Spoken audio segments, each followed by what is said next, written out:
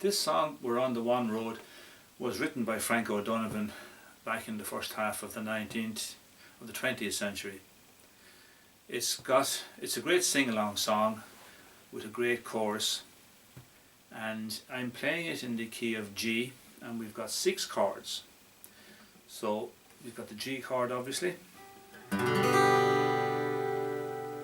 we've got the C chord,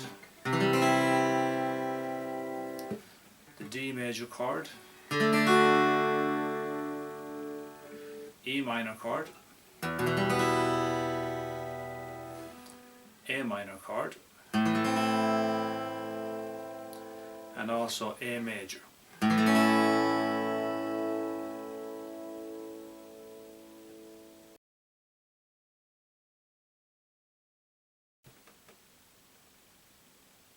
Now it's in 4/4 time, and it's got a swinging shuffle rhythm instead of your regular 4/4 rhythm, and that means that it's based a lot on feeling. So the rhythm is more as opposed to the regular.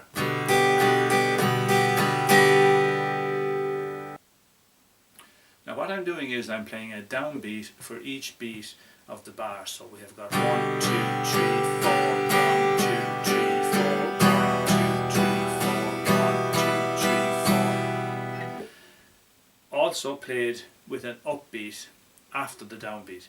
Not in every case, because like I said earlier, it's a lot to do with feel, and if you're just going to play 1 and 2 and 3 and 4,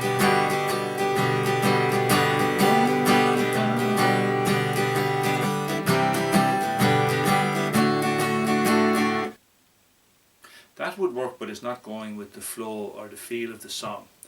So what we're doing is we're playing an up strum after not all the downbeats. For example, we have the 1 beat, 1, and maybe we'll play 2 and 3 and 4, and then down, down, down, down, 1, 2 and 3 and 4. Or at times we might change into 2 downbeats, the 1 and 2 beat with no upbeat. 1, 2, 3 and 4. So I'll just play a mix of those again now. I play 1 bar with down ups for the 4 beats. The second bar I play with the first beat, just the downbeat, and the third bar I play with the first and second beats, just downbeats with no up. You'll see what I mean. First bar, second bar, third bar. So it's important to vary it as you think fits in with the song.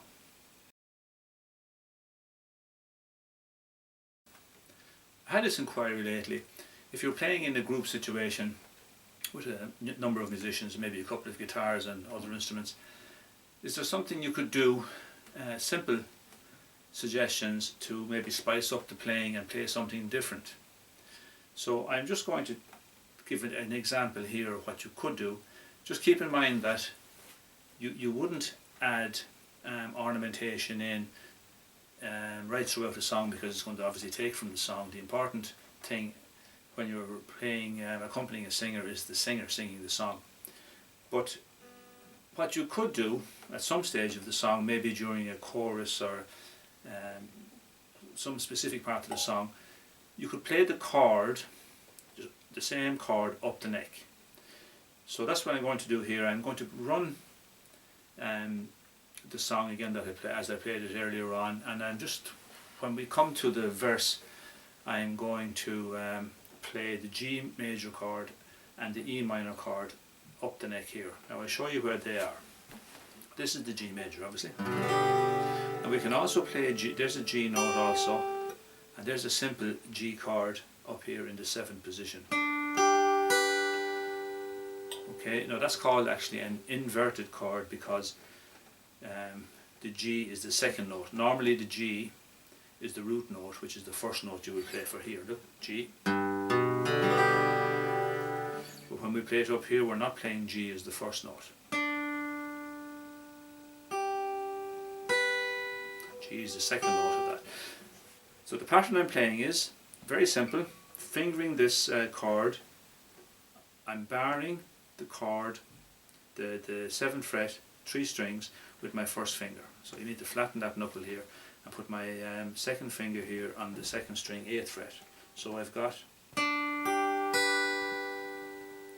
and this is the pattern, 1 and 2 and.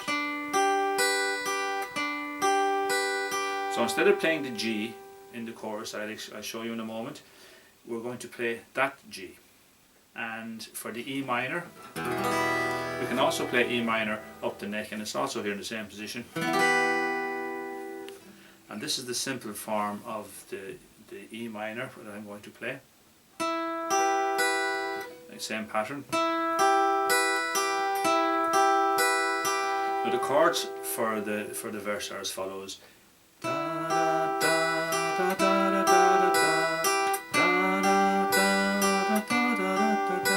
And just alternates between those two chords. And the only difference here is my 3rd finger plays the 3rd string, 9th fret for the E minor. These fingers stay exactly as they were for the G chord. So G major, E minor. So we're going to just throw that in to the song for the verse, and you can decide yourself if it adds to it or is something you want to try. Okay, so we'll run the track that I played earlier.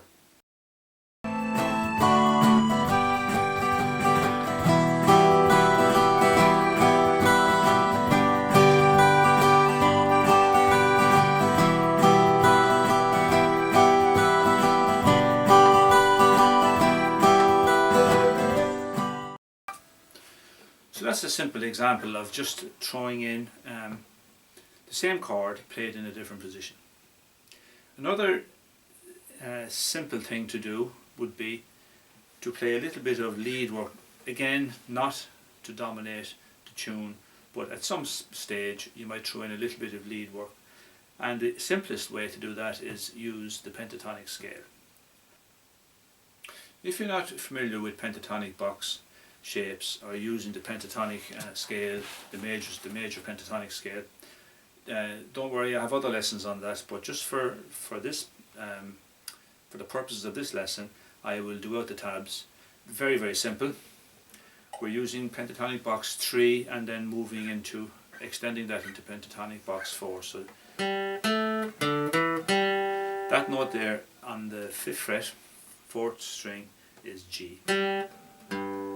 And we're going to be based around these notes,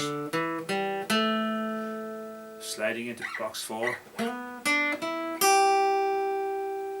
So I'd play the track I played earlier, and I'll just add in a few notes, and you can decide if it's something that you'd like to practice.